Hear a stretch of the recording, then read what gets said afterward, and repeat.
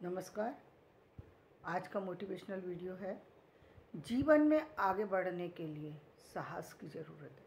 किस साहस की बात की जा रही है यहाँ पर जो हम बात कर रहे हैं, हमारे जो हमारे अंदर जो कॉन्फिडेंस की कमी आ जाती है, जो हमारे अंदर जो हमारी अंदरूनी ताकत है। यानी अंदरूनी ताकत कैसी? अब देखिए, यदि हम बात करें अब्दुल कलाम जी की, तो जो उनके हालात थे, जो उनकी परिस्थितियां थी, वो ऐसी नहीं थी कि वो इतने बड़े वैज्ञानिक होने के सपने को सजो पाते, इतने बड़े वैज्ञानिक बन पाते। इतनी कहाँ से शुरू करी जर्नी और कहाँ उनकी जर्नी समाप्त हुई है, आप उसको यदि इमेजिनेशन करेंगे तब आपको पता लगेगा कि उनके जीवन में किस साहस की जो है आवश्यकता थी और उन्होंने उस साहस को कैसे लेकर के, यानी उस बड़े सपने को देखने के लिए अपने आप को जीवित करने की ज़रूरत होती है, अपने आप को जगाने की ज़रूरत होती है। कितने ही लोग मिलते हैं जीवन में जो आपको कहते हैं कि आप ये काम नहीं कर सकते, नहीं कर सकते, हंसी बनाते हैं आपकी हंसी बनाते हैं। प्रतिदिन आपको उस हंसी का सामना करना पड़ता है। आपको मैं अपने जीवन की बात बताती हूँ।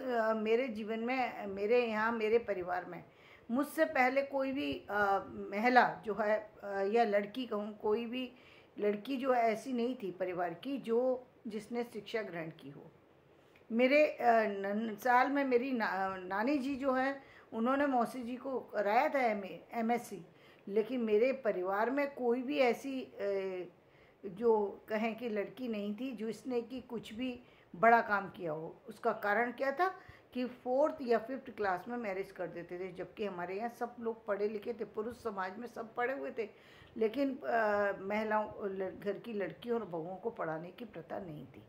यानी उनको कोई पढ़ने लिखने की कोई आवश्यकता, उन लोगों को नहीं लगता था कोई आवश्यकता है। मेरी मदर को किसी तरीके से उन्होंने करा दिया था 10th क्लास, लेकिन वो पापा की वजह से वो कर पाई थी, लेकिन घर में उनको किसी भी तरीके की लिबर्टी नहीं दी जाती थी।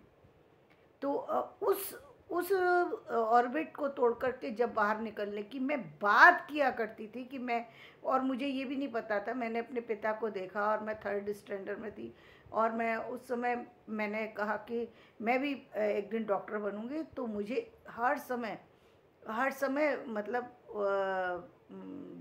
वो मजाक बनाया जाता है, ये डॉक्टर बनेगी, ये डॉक्टर बने, हंसी बनाई जाती थी मुझसे। कभी कोई भी पूरे परिवार में, मेरे मतलब पिता के परिवार में एक भी व्यक्ति ऐसा नहीं था जिसने कभी मुझसे ये पूछी हो कि बेटा तुमने क्या पढ़ा। सिर्फ एक ही बात पूछी जाती थी।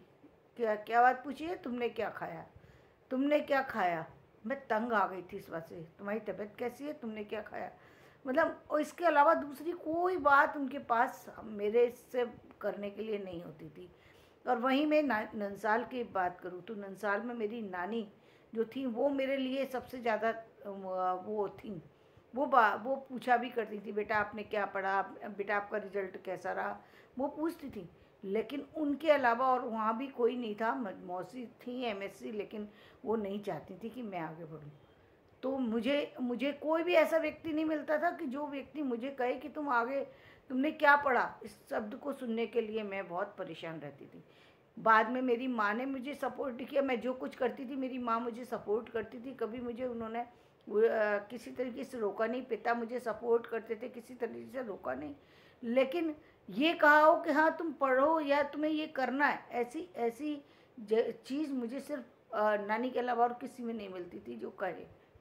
तो उस समय अपने आप को बना करके रखना, उन लोगों की मजाक को सहन करना, और उन लोगों में जो अपने वो मैं कभी किसी बच्चे को ट्यूशन पढ़ाने बैठ जाती थी, या ऐसे ही मुझे अच्छा लगता था जब भी कोई बच्चे को मैं देखती थी कि ये पढ़ नहीं रहा है तो मैं पकड़ के ले आती थी, उनको पढ़ाने बैठती थी। तो वो उनको अच्छा नहीं लगता। तो ये मेरे जीवन की एक सामान्य समस्या है जो कि बहुत मेरे लिए बहुत बड़ी थी। और ससुराल उससे भी ज़्यादा अजीब कहूँगी। अजीब इसलिए क्योंकि वहाँ पर क्या था कि जैसे शादी हुई वहाँ पर तो कोई पूछने का सवाल ही नहीं है कि पूछने। एक तो घूंघट बहुत ज़्यादा था, दूसरे घूंघट इतना ज़्यादा कि मतलब थोड़ी भी नहीं दिखना चाहिए। अब ऐसे परिवार में जाकर के आदमी कैसे कुछ बात कहे, कुछ भी बात नहीं कर सकते। आपको किसी को कुछ देना है तो कुंडी खटकाओ। अब ये कुछ दिन का तमाशा तो आदमी एक्सेप्ट कर लेता है, लेकिन अब ये कंटिन्यू तो नहीं एक्सेप्ट है। तो मुझे हर चीज़ों को तोड़ करके हर चीज़ मुझे तोड़नी पड़ती थी, हर वो चीज़ मना ही करनी पड़ती थी जो चीज़ मेरी सीमा में नहीं आती थी, जो मुझे लगता था ये गलत है, मैं उस चीज़ को डिनाई करके आगे बढ़ी। वो एक जो चीज़ होती है, जब आपको आगे बढ़ने का वो सपना जिंदा रखना होता है, अपनी उन परिस्थितियों से लड़ना होता है, वो बहुत बड़ी बात होती है। और जैसा मैंने कहा, जैसा आज आप देख रहे हैं, मुकेश अंबानी को आप कह सकते हैं कि वो अंबानी जी के, धीरूभाई अंबानी के बेटे हैं, इसलिए वो आगे बढ़े। लेकिन धीरूभाई अंबानी को देखिए आप, कहाँ से खड़े थे, कहाँ थे, क्या थी उनकी औकात? औकात कुछ नहीं थी। औकात उन्होंने बनाई, बच्चों ने उसको फॉलो किया, उसको बना करके रखा है, ये बड़ी बात है। लेकिन एक व्यक्ति जीरो से भी जब खड़ा होता है तो उसको कितने सारे एफर्ट्स लगाने पड़ते हैं, कितनी सारी चुनौतियों का सामना करना पड़ता है, ये एक अलग चीज़। तो इस साहस की बात कर रही हूँ कि ये साहस अपने अंदर लाना बहुत ज़रूरी है। जब आपकी परिस्थितियाँ आपसे बिल्कुल विपरीत हैं, बिल्कुल विपरीत, मतलब आप सोच ही नहीं सकते, वो उन परिस्थितियों में आप आगे कैसे बढ़ेंगे, ये बहुत बड़ा सवाल हो जाता है। ये बहुत बड़ा सवाल होता है कि आप उन परिस्थितियों में कैसे बढ़े जब आपको पूरे दिन में, पूरे रात में भी, दिन में तो छोड़ो, रात में भी आपको पढ़ने का मौका ना दिया जाए, तो आप अपने आप को कैसे बनाएं, क्या आगे कैसे बढ़ाएं? तो वो एक बहुत बड़ी समस्या होती है। और उस समस्या से आगे निकालने के लिए आपको खुद ही अपने लिए एक रास्ता जो है वो बनाना पड़ता है। आपके दोस्त हो सकता है आपको पीछे लाने की कोशिश करें, यानी वो कहे अरे यार क्या फालतू में बार बार अप्लाई करता रहता है, कोई अप्लाई करने की क्या ज़रूरत है, आराम से तेरे पास जो मिल रहा है वो क्या कम है क्या? सैलरी जितनी आ रही है उसमें भी तो ज़िंदगी काटी जा सकती है, अच्छी सैलरी है तेरी, अच्छी वो है, क्यों तू बेकार में दिमाग ख़राब कर रहा है? दिमाग खराब करने की बात नहीं होती। यदि आपके अंदर कोई चीज़ है और आपको लगता है आप उसको कर सकते हैं, निश्चित रूप से उसके लिए प्रयास कीजिए। आपका जीवन खत्म थोड़ी हो गया, आप उसके लिए प्रयास कीजिए। यदि आपके अंदर वो चीज़ नहीं है तो भी अपने आप को ज़िंदा रखने के लिए व्यक्ति को वो चीज़ पैदा करना चाहिए। वो जो आपकी एक जो अलग की स्ट्रेंथ है, जो आपकी कहीं ना कहीं दबी कुचली भावनाएं कह सकते हैं हम, आप उनको जब जिंदा रखते हैं तो वो बहुत बड़ी बात होती है। क्योंकि जो सपने देखता है वही पूरे कर पाता है। यदि आपने सपना देखा है तब आप आगे बढ़ सकते हैं, यदि सपना नहीं देखा तो आप आगे नहीं बढ़ सकते। और सपना जब आपका बन जाए, जहाँ आपके सपने ऐसे हो जाए कि जब आपको दिन में भी कुछ अच्छा नहीं लगता, रात में भी कुछ अच्छा नहीं लगता, जब भी आप उस सपने को मिटाने की कोशिश करते हैं, आपके सामने वही सपना आकर के खड़ा हो जाए, तो समझो एक दिन वो सपना निश्चित रूप से पूरा होगा। जब आप सपने को मिटाएं, यानी आप बार बार सोचें अरे नहीं सोचना है यार, बेकार है, घर में भी टेंशन होती है, बाहर में, सच्चाई है कि वो यदि आपका सपना आपका जुनून बन चुका है तो वो आपका पीछा नहीं छोड़ता, वो पीछा नहीं छोड़ता, वो आपके साथ चलता है। और आप दूसरे कामों को करने की कोशिश करते हैं तो आपको बार बार खींच करके वहीं लेकर के आता है। तो वो जो चीज़ है उसको बना करके रखना चाहिए। उसमें बहुत सारी सी जो ऊर्जा है वो सिर्फ और सिर्फ आपकी ऊर्जा होती है, जिसके बल पर आप आगे बढ़ पाते हैं उस साहस की। तो यहाँ ना जाति बीच में आती है, ना आपकी परिस्थितियाँ बीच में आती हैं, आप सिर्फ आप ही हैं जो कि आगे बढ़ने का सपना आपने देखा है।